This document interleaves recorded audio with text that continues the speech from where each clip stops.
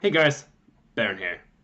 There are many trainers in the Pokemon world that we can call elite. Those pose challenges to you as you journey through the game along with your team. In most generations, apart from Generation 7, these elite trainers come mostly in the form of gym leaders. These make out 8 mini-bosses along the way to the Pokemon League for you to hone your skills and become a better trainer in battle. So today, we're here to count on my top 10 favorite of these trainers. If you enjoyed this video, make sure to hit that like button, subscribe, that subscribe button, and share this video with a friend or two. But with that being said, let's get into it.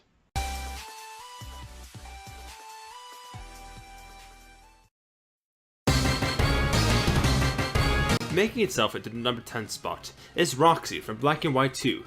Considering that we really only have 3 poison type gym leaders in the entire franchise, with 2 of those working from the same gym in Fuchsia City, being Koga and Janine, we definitely needed a cool trainer to make a third in this little group. And introducing a rock star with a strong will and good Pokemon is an excellent formula for this. We actually got to see some details in her personal life, with the dad being a ship captain who wants to be a movie star. In the games, Roxy gives him a scolding for abandoning his duties for this dream, and it definitely shows her as a steadfast character with a lot of integrity. For a second gym leader, she has a good team too, with a Coughing immune to ground types, and the Whirlipede with Protect and Venoshock. So good luck bringing that ground type into this battle, you'll be unsuccessful, and it's not like you have a Psychic type that early in the game. For being a good character in a difficult challenge, she makes the number 10 spot. Traveling to the vast plains of Kalos, we meet our number 9 pick. In the Christmassy city of Snowball, we meet Wulfric, a fat guy and a wife beater, and a Santa beard. An interesting combination if I do say so myself. This battle-ready Santa is shown as a very caring and dedicated character though, taking care of abandoned Pokemon in the Pokemon Village. Additionally, with most last gym leaders being either a dragon trainer, a water trainer, or something else, Wulfric has an exciting and different last challenge typing in the ice typing. Now you might say that, with this type's many weaknesses, it would be an easy challenge. However, with his Abomasnow being a grass type, his Cryogonal being immune to ground types and able to confuse you, and his Ace Avalok being able to curse up and use both Avalanche, Crunch, and Gyro Ball. Unless you have a fire type here, this might be a bit of a tough one. All this considered, Wulfric breaks the number 9 spot. Water is definitely my favorite typing. With so much diversity and so many cool mons and moves, you'd think that many trainers using this type would be memorable. But with trainers like Cress, Marlin, Seabold, and Lana, they aren't exactly what you would call iconic. That definitely isn't the case with Crasher Wake. I honestly thought this guy was a fighting type trainer the first time I saw him, based on his wrestler persona and general bruteness. But he trains the water type, and unlike the other trainers who more symbolize the calm flow and agility of water, Wake is more about the ferocity and harshness of hard waves. With his team too being a Gyarados, a Quagsire, and a Floatzel, these are all hard hitters, hard to take down. All this definitely makes him memorable and a cool trainer. With this, Crasher Wake breaks his way to the number 8 spot. There are a bunch of elderly gym leaders that you encounter in your Pokemon journeys. From Blaine to Price and Wulfric, they're all kinda serious and collected. That's why it was so refreshing in Generation 3 to meet Watson. This guy is the definition of jolly, putting on a smile towards every challenge and truly enjoying every part of life, which you can do nothing else than admire. Also, this guy is highly inventive, being the engineer of New Mauville City, a high-tech metropolis where the citizens of Mauville can move to, but this project kind of failed, but that does nothing to his creativity. So not only is this guy fun to interact with, he's also a protector of his city and very, very creative. So with all this in mind, Watson cracks the number 7 spot. The fairy type was introduced in Generation 6, and to introduce the typing, one of the best ways to do it was to make a whole city based on the fairy type, this being Lavere City. This city honestly looked like something out of Alice in the Wonderland, with a Mad Hatter as architect. And of course, with a city like that, a fairy-type gym leader is needed. And Valerie was definitely a good leader to fill these shoes.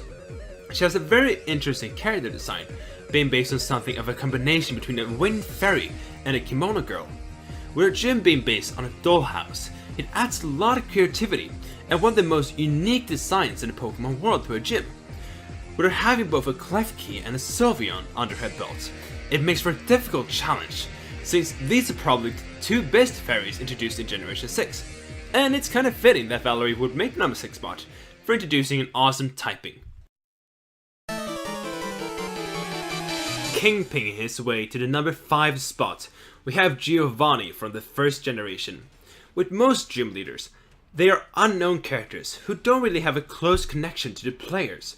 But for the first generation to have a crime leader of Team Rocket be undercover as a gym leader, it shows that gym leaders are not all good. Also, of course, you get to know him as a Team Rocket leader before you get to know him as a gym leader, meaning you're not only battling a gym leader, you're battling the bad guy in the game, making him feel like even more of a true game boss. With his team being ground types, you could argue that he's a bit of a pushover if you have a Venusaur or a Blastoise on your team, or maybe a good fighting type, but even so, just because he's such a unique challenge, he stands sturdy at the middle spot. Going all the way from Kanto to Unova, we go from one rich money gainer to another. Although this one is an oil driller with an awesome steel mole. We are of course talking about Clay. Clay is a ground type user too. Damn, they have a lot of similarities. But this guy, you could argue, is a bit more of a challenge. He has a Krokorok with Swagger, a water ground type in Palpitoad, taking care of the water weakness, and of course, that intimidating Excadrill with Horn Claws, making him stronger, coupled with Roxy and Bulldoze. And if you're playing a Giovanni ROM hack, good luck, because he's even more challenging, with Sandstream Hippowdon being a Sand Setter, and a Sand Rush Excadrill, making him known as a Nuzlocke killer. And on top of that, he helps out the player at the end of the game along with all the other gym leaders. He's fucking ready to go, and he's bringing manpower. For being an awesome character and a really terrifying opponent, he drills his way to the number 4 spot. If you want to meet a mysterious trainer, don't look any further than Saffron City and Sabrina. This psychic whip-wielding dominatrix brings psychic types and does not excuse herself taking out her opponents. And in Generation 1, with psychic types being so overpowered, she was no fun going up against, especially with her Alakazam with its speed stat and a rock solid special stat. Plus, can we talk about Sabrina in the anime? With her little doll and trapping challengers as puppets? Like, that's fucking terrifying! Okay, let's move on before I shit my pants. Sabrina's number 3. Of course, being a Baron, I'm keen on style. And honestly, the most stylish gym leader, in my humble opinion, is Juan from Pokemon Emerald. That stash, that coat, and that Kingdra. This guy's all class, and he doesn't give a shit about your peasant ass. Adding a Crawdaunt and a Wishcast to that. It's basically his predecessor's Wallace's gym, but better. He perfectly goes along with the city he's in too, with Topoli's being all about that flashiness and the beauty. I really wish we see Juan more in the future. I mean, talk about the cool water users. This guy's the reason water type is my favorite typing. Anyway, first fucking swag, Juan is at number 2 spot.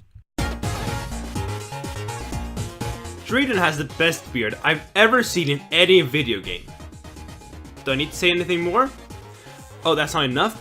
How about that he wrestles his dragon types to make them stronger? No, again?